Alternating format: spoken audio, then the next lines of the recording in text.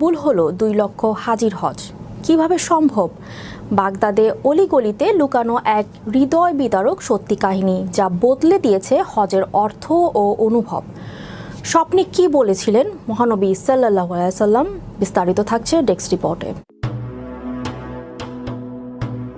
বাগদাদের পুরনো এক গলিতে বসবাস করতেন আব্দুল নামের এক দরিদ্র মুচি। পেশায় জুতা সরাই করতেন, তবে অন্তরে লালন করতেন এক অকল্পনীয় স্বপ্ন। তিনি হজ করবেন। তার এই ইচ্ছা ছিল করে সঞ্চয় করতেন। দিনের পর দিন, বছরের পর বছর এই পবিত্র উদ্দেশ্যে সংগ্রহ করেছিলেন। হজে যাওয়ার মতো টাকা প্রায় জোগাড় হয়ে গিয়েছিল। ঠিক সেই সময়ে ঘটে এক অবিশ্বাস্য ঘটনা যা হৃদয় ছুঁয়ে যায়।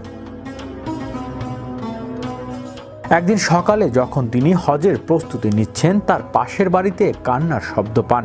গিয়ে দেখেন এক বিধবা নারী ও তার অনাহারী সন্তানদের কষ্ট দিন কাটছে। শিশুরা বহুদিন ধরে ক্ষুধার্ত কাঁদছে। খাবার তো দূরের কথা, বাড়িতে পানি পর্যন্ত নেই।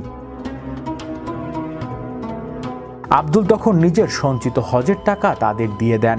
বলেন, আল্লাহর পথে খরচ করাই তো বড় হজ। যদিও রাসূলের ভালোবাসা অর্জন হয়, তবে হজ তো কবুল হবেই। সে রাতে আব্দুল এক অলৌকিক স্বপ্ন দেখেন।